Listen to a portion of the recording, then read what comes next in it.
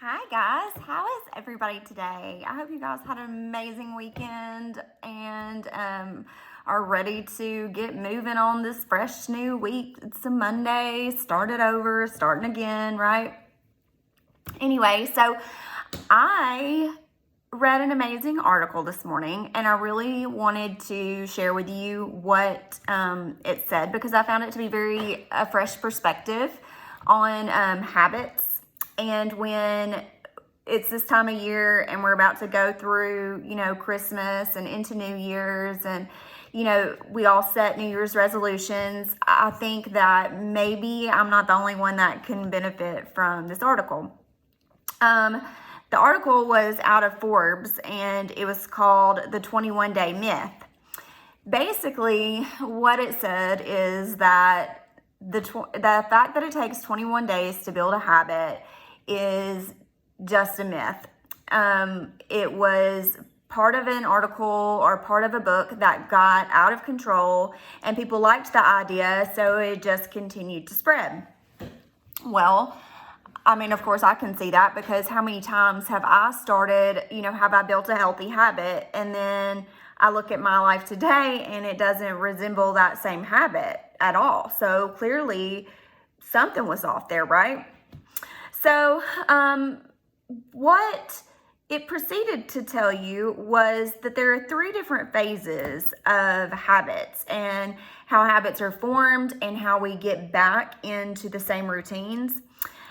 They call phase 1 the honeymoon phase. And the honeymoon phase is usually triggered by some sort of encouragement or something exciting, or you've had some sort of emotional issue and you've made up your mind and you have been fired up and you are gonna change it, right? But just like anything else, the honeymoon period will eventually end, right? So let's say, for instance, we decide that in the new year, we are going to wake up every single day and we are going to make a smoothie and go to the gym and do all that before we go to work, okay?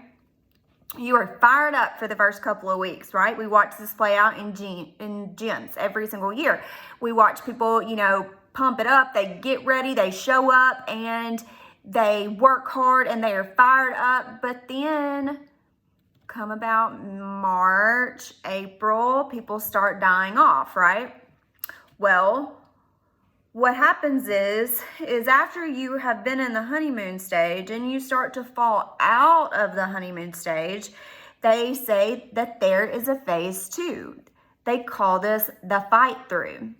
When things start getting in your way or you don't feel like it, if you do not choose to fight through anyway, regardless of how many days it's been, you're gonna completely break that habit. So in the fight through, I'm like looking at my notes right here. So in the fight through, they give 3 suggestions, okay? Number 1, be able to recognize that you need to fight through it, okay? So you wake up that morning and you do not feel like getting out of bed, okay? Just being able to recognize the fact that you need to fight through that if you really want that to be a habit is the first step. The second step is to ask questions. Okay, is this really important to me? Is this something I really want to make a habit? Okay, hopefully this makes you push yourself to get up, get started, and stay on track. But if that doesn't work, they give you one more recommendation to think about life changes, okay? So you've laid there, you've asked yourself questions, and you just still don't really feel like getting up, okay? Now, I've done this, okay? So I'm guilty as anybody. But what they suggest is not only to recognize it, to ask yourself questions, but to be aware of the life changes that will occur if you break your habit. So what will your life look like this same time next year if you quit? If you give up on your goal? If you break that good habit that you've worked so hard so far to do. So hopefully being able to recognize that it's going to make negative changes in your life will give you that extra push that you need.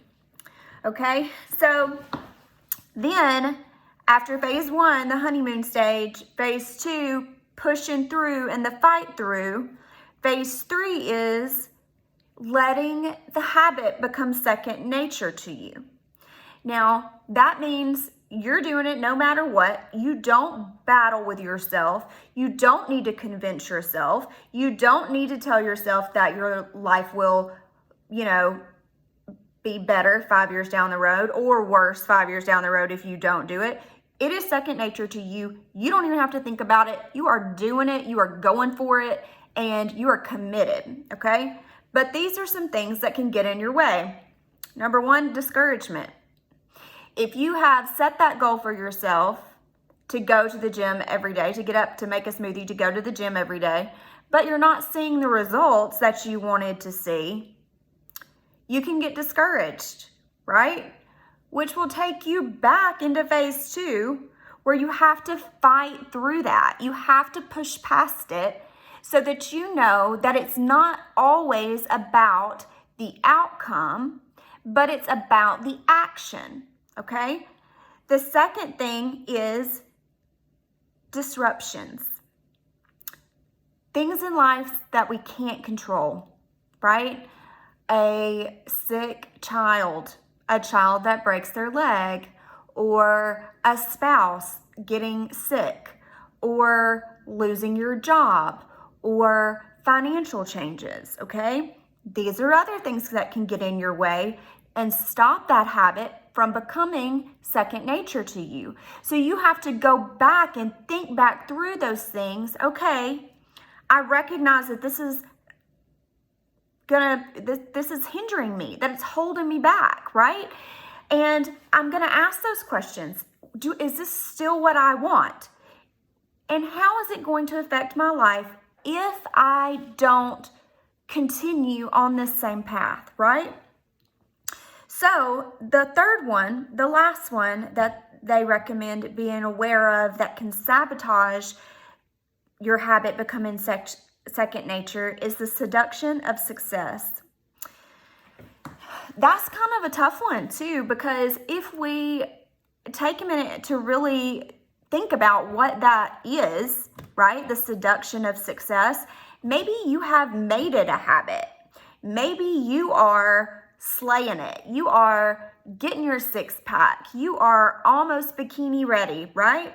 And you're starting to think you are just pretty great. You got up, you did it. You are going strong. You are killing it. You have made this a habit. It's not a problem, right? All sounds like good things, but then what? You start thinking, well, I'm great. I've got this. One day won't hurt for me to miss. I'm almost at my goal, or I've met my goal. I don't need to keep going.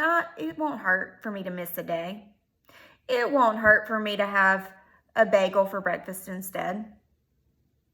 Sound familiar? I'm guilty, okay?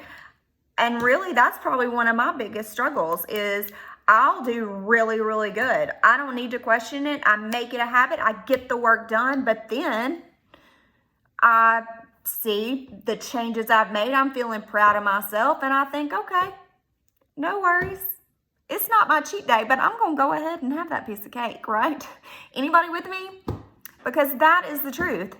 So anyway, I did not write this article. I'm not a pro at this, but this is something that I'm working on. This is something that I'm going to be aware of in setting my goals for the new year. And I was just hopeful that maybe you would find some value here too, that it would help you really make a difference, okay? All right, if you have any questions for me or anything you want to share, reach out. I'd love to hear from you. I love to hear about the healthy changes you're making in your life. And if you want to do what I'm doing and get on the train I'm on, you just message me and we will go together. All right, y'all have a great day.